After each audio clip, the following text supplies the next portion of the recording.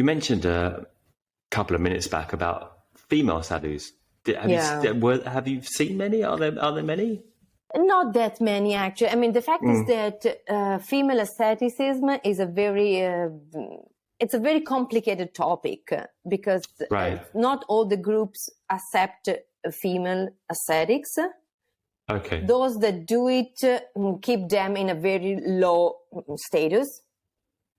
And sometimes you see a lot of female ascetics that are actually, women without a male protections. So widows or female women that have any kind of problems for which they cannot marry. So these are those that are very well accepted. It's like, instead of being in society lost by your own, please enter a devotional path, a religious path. And for those women, even young women who want to enter a traditional order, it's very complicated because, first of all, they have to find a guru, and they have to find a very open-minded guru who will take this risk of having a female disciple, because what society is going to say about a very young female disciple in an ashram doing the practices with the guru. So I think I met only one female ascetic. I speak about her in my articles, Rampriya Das, who decided to become a sadhvi, that is the female of sadhu, when she was 6 years old, just looking at the one who was going to become her guru, meditating in a cave, and she had to fight against her family. And this is the history of female ascetics in all the history of India. When you see this kind of, scattered female ascetics like Lalla or Mirabai, they have always to fight against what society was, saying about them. But nowadays things are changing because because of the feminist movement in India. There are a lot of female guru not connected to orthodox or traditional orders, so they are creating new movements, and this is helping even other, even some parts, especially, let's say, educated and coming from middle class families, women are slowly conquering a position in the sadhu society. And what about you? I mean, as a woman, you want me to become no, not a sadhu, but as a woman, as a Western woman, as an ethnographer, I mean, I would have expected that the sadhus would never have talked to you, to get the information that you have and to spend the time. I mean, what was the... Can you speak about the general reaction they had towards you, I mean, because it seems like they were kind of quite open to share with you, generally speaking, right? I mean, you mentioned one case where you asked a question and they just said, finish your prashad, finish your sweet and get out of here, Yeah. But I mean... Which is, it must have been an awful moment, but the only one actually. Shit, I was going so well, and they're just so close. Yeah. But I mean, generally speaking, they were kind of open, right? They're open to speaking to you, yeah. Yeah, I think it's because of Hindi, first of all. I could speak with them in Hindi, and this was very important to break the ice. And I was a foreigner woman, so it's like, as a foreigner woman, you are a bit less woman than an Indian. So because with Indian women, they have to follow some kind of etiquettes, right? Yeah. And also the women would. Exactly. But I was an outsider, so I could enter places where it was written outside women are not allowed. And I was like, but I am a woman. No, don't worry, you come here. So it's like, I was more interesting as a foreigner than as a woman. So this was the difference that allowed me to spend time with a lot of sadhus and entering spaces in which women were not allowed, like Indian women were not allowed. And then I spent a lot of time, I was, as you mentioned, I spent a lot of time in India. So it's like you meet sadhus one time and then you are again there. So you are part of the company, right? And I'm a very easy person, so people could talk with me easily. And I was but what were you doing exactly? When you talk about getting, because obviously, you have some kind of vested interest in the back of your mind, right? Like, you're hanging out, but you've still kind of like got the detective, like mind on, like, just looking for, right? Like, but I mean, like, nevertheless, you can't just go in there like all guns blazing. Okay, I want this answer, right? You have to just be there with them, hanging out. And I mean, what were you doing? I mean, because, like these things go on for days, right? And you're just sitting on the ground. Like, I mean, you're smoking chillums with them? Or, no, you're not doing that. No, you would never do no. that kind of thing. No, of course not. No, first of all, because a lot of foreign women do that. And so Sadhus have this idea that women smoke chillum and Indian women would not do that. And I mean, interesting. Women from villages maybe could do that, but anyway, so this was a big difference. Because I was behaving in a very correct way. Like I was behaving as an Indian woman, so to detach myself from, let's say, that kind of hippie style of foreigners that go and sit with sadhus walking chillum. I wanted to make a distance. Like I always introduce myself as a scholar, as a person studying. I don't want to be classified as just a random person. And then I was just sitting there. And then it depends, because, I mean, you don't get information during the Mela when there are so many people around. So the festivals usually were, for me, the time to get connected with people. And then to be invited, in case, to go and to the ashram or temples, to continue and to deep the conversation. Of course, in the Mela, you can see the tapas and etc. And sometimes I went to the festival much before the big crowd arrived, so to start the questions. But usually it took like months sometimes to have a kind of idea of the frame of the questions, because I don't like stealing. I put the people in the position of talking to me if they wanted to. Otherwise, I was okay not getting anything. Like, this is how I work. Do you structure formal interviews, or is it all kind of formal? Or do you get them and say, okay, like, sit, not you sit down here. But, no. But, do you arrange I'm sure, but do you arrange a time when or is it all kind of, ad hoc? Or is it a certain, okay, we're going to have a chat now and I've got some certain questions and, how does it go? Or does it change depending?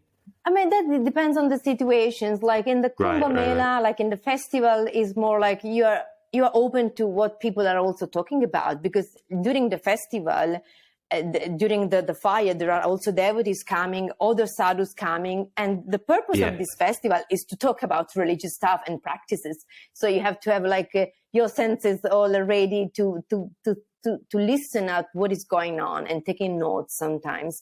But usually in these kind of circumstances, I try to memorize everything and then to note down things. In other circumstances... Sorry.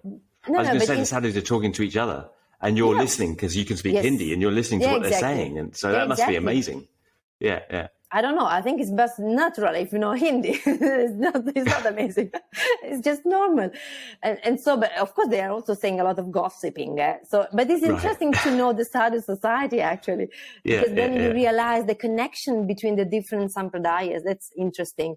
But as I said, in some cases, I went to the ashrams or the temples or the places. And so they knew that I was coming to get like proper interviews. And so even in that situations, though, I gave the sadhus the maximum freedom. Like, when you are ready, we can sit down and I will ask you questions. So in that case, I was like with the recording on and taking notes, going more deep in the conversation. But of course, they allowed me. They allowed you? Yeah, of course. I mean, there were sadhus that they didn't want to be recorded. Yeah. So they were like, you write down or you memorize whatever, but don't record me. Right. You have to memorize it, right? You're like, try to keep all the information in mind. Do they ask anything of you back in return? Of course. That's the best part of doing field work. Like, it's a sharing. It's so what do they ask you? A lot is like, are you married? Why are you not married? First of all. Right. And then they were asking a lot about the Western culture, because especially for uneducated people, we are all the same. Like, there is this big, giant Western culture, and basically it's based on Hollywood gossip. So they were like, why people get divorced so often, like in Western country? I'm like, it's not all the Western. I mean, Italy is not, Germany, and it's not US. Like, we are a bit differentiated. Yes. So they asked, like, they were very curious about Western world. Right. Yes. What do we eat? And what about the church, the role of family, all these kind of questions. I wouldn't necessarily have thought that. But I mean, going back to something before we have to finish. I mean, go back to a more serious, heavyweight question. I mean, on the tapasic front, we've talked a little bit about hatha yoga being used for tapas, and then you've got that frame, which is an ascetic frame of hatha yoga, which, really could, as you said, it's kind of nothing to do with the kind of hatha yoga that we know now generically in the West. I mean, holding your arm up really isn't, the common theme of a regular yoga class. You're like, come get on your mat, and now we're going to hold our arm up for the whole duration of an hour. Right? So that doesn't really relate, right? And then you've got the idea of hatha yoga as a steady seat, a kind of Patanjali, and the idea that hatha yoga is stability. You've got two postures, Padmasana and Siddhasana, right? And then you've got the tantric idea, right, which is kind of latterly kind of creeps in the medieval period. I think we related to Buddhism. I think Jason Birch is doing a lot of work on how maybe they're not everyone is happy about this idea, but the Buddhist interpolates Vedic thinking, and Tantra comes in towards hatha yoga. Did you see that? I mean, it's a long-winded way to say, did you see that kind of vein of practice within the sadhus as well, that they were using it tantrically? Because you mentioned in another article that once they had suffered an accident or got ill or something, and they were doing hatha, they would ditch the hatha yoga for Western medical, medicine or their own cure. Okay. I mean, can you refer? It's a big question. Go to the core of it, it's a big question. Adam. Sorry, the core of it is a simple one. Did you see that hatha yoga being used for tantric purposes as well, for energetically amending the body? Were they using asana more subtly along these lines? I mean, the fact is that there are different layers of meaning of hatha yoga in the sadhu society. As I wrote in the article you mentioned, Let the Sadhu Talk. It's kind of stratification, layers of meanings that also involved this kind of more physical, or let's say more textual understanding of hatha yoga. So of course it is also there the use of the body as a tool to create a balance of the energies, of the powers. Because even if they don't refer to textual sources, there is this idea of the body, of the body conceived as the yogic body or the tantric body. So the idea of the chakras, the Ida, Pingala, and all the values that have to be in balance. So of course is there. The fact is that this knowledge is just called yoga, or these practices are called yoga kriyas, right? So this is something that we have to stress, because these labels probably were created by scholars like Pandit for writing textual sources. And so they are very important when you write, but when you practice, it doesn't matter how you call them, but the practices are definitely there. The hatha yoga practices are part of the ascetic knowledge of the body and how to control the body, because all these practices give you a very deep knowledge of the body, not just because the asanas are good for the external part, but then there are all the shatkarmas, there are all the pranayams and all the form of kriyas that probably we don't find in textual sources because they are transmitted orally, that give you a different knowledge of the body, very subtle knowledge of the body, to manipulate the subtle body, right? So they are definitely there. Are you satisfied, Adam, with this? Well, it's a complicated question, isn't it? It is complicated. You mentioned that, I think in your article as well, that, they'll say, well, the sadhus, this is, well, hatha yoga means tapas. And then they'll say, but, also the kriyas, exactly. You have to, don't forget the kriyas, and don't forget that it's also related to pranayama. You can't forget you can't forget breath is very close to what we're doing, but I mean, when you see them practice, you kind of think, and usually I know that the practice is hidden. You probably wouldn't have seen them practice much of their, their tapasya, or whether it's physical or otherwise. But when you see them practice, it looks so different to the current, yoga class outside India. You kind of, you have to kind of wonder what kind of energy they're feeling and manipulating in that case, right? Because it definitely doesn't usually seem to be a kind of therapeutic use of, we're going to do this for fitness, for mobilization of the body, or, for therapy, yoga therapy being a more recent, iteration of yoga, right? I think I would say it's more natural, simply because it's very focused. What I mean is, like, they do some practices because they need those practices. Like, okay, I have some back problem, I will do this, this, and that. I have some stomach problem, I will do this shatkarma, this and that. So they have the knowledge. They are trained to get that knowledge, and then they will use it on purpose. So that is, I think, it's like they get a tool and they will use it if it is necessary, right? Only if they need it. And of course, but then asanas they can do to do some fitness every day, like 15 minutes. But in their mind is like, this is just a temporary practice. It's not the sadhana. It's not part of the sadhana. Once you learn them, it's something else. And then, of course, the manipulation of the energy if you have them not in balance. And that's, obviously something very different to doing asanas for the sake of fitness. And I mean, I think you mentioned in another place that you asked a sadhu the same question. They said, well, I did the asanas because I was in a cave. And if I had space, I would go running. I would do running. But, because meditation is very stressful for the body, it makes the body very tight. And so that would just, obviously it's spatial. It's just logistics, exactly. Space, it's very practical. And if you think, even, in the Hatha Pradipika, it's described the place, the hut where you have to do the meditation, the practice. It's a very small place. So it's really how to manage the body in a limited area. Well, but of course, with a lot of benefit. What's that? A lot of benefit? Health benefit, of course. I thought you said in the article, though, that when they got sick, often when they got sick, they would just turn to Western medicine. Yes, I think it's just a quicker, they want to go back to their practice. So it's like, right. As soon as possible. So just I'll take this, or do that. We'll get back to it. Yeah, well, exactly. We've done an hour, Daniela. I don't want to keep you too long, but I mean, have you got anything else? You must have some kind of interesting anecdote to share of your time. Well, or some particular thing that sticks in your mind. I mean, the thing that I think you've shared before, which I found funny, was the penance of the sadhu that stands up all the time. I'm not sure what it's called in Hindi. A standing up sadhu that can't sit down. Yeah, so it's that one. And he wanted to go to the zoo with you.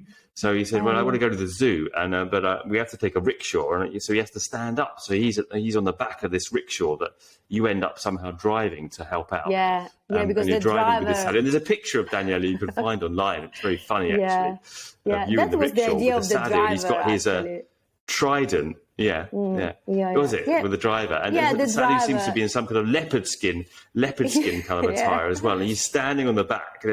Fantastic. Anything else that is any other? Adam, this is a very difficult question, because I know. Yeah, because I was in so many different situations, and I don't know. I think that is a funny one, and people can find a photograph. It is a funny one. I mean, we always have to meet up sometime. I'm just going to basically just make you tell me loads of stories, really.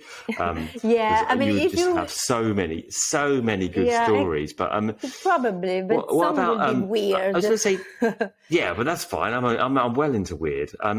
What about Lastly, did you actually make friends? It sounds a funny question, but did you actually make friendships with the sadhus? Is that possible, or is there always a distance? No, it's or possible. some of them friends. No, you could Skype with them or do some FaceTime with them. No, FaceTime no, but WhatsApp, with really? two sadhus. With two sadhus. Actually, one is from the Nath Sampradaya.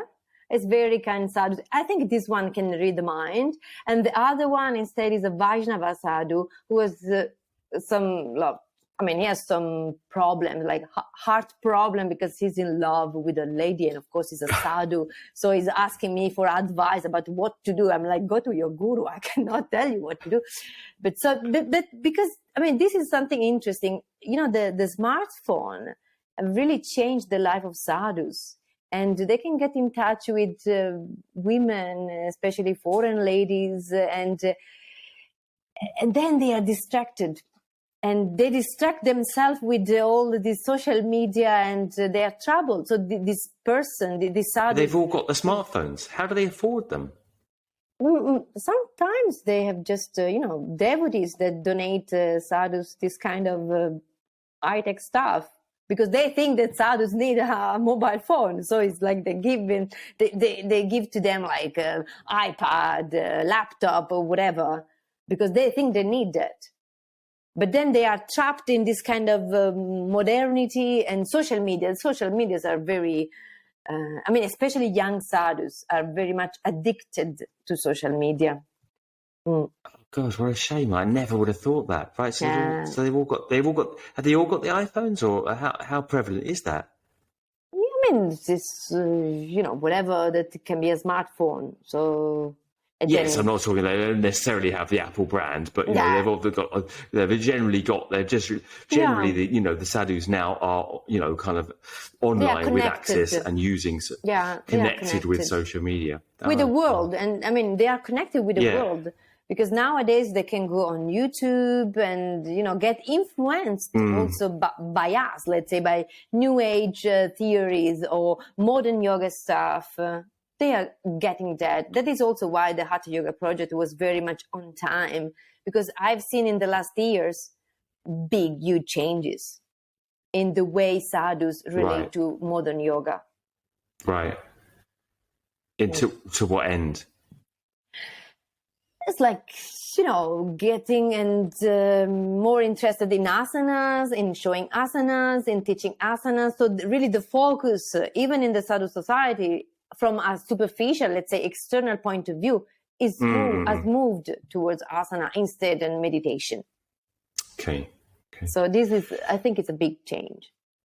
Right. Well, I'm done now. I could talk to you for ages, but I'm conscious of the time. And, well, that was great, Daniela.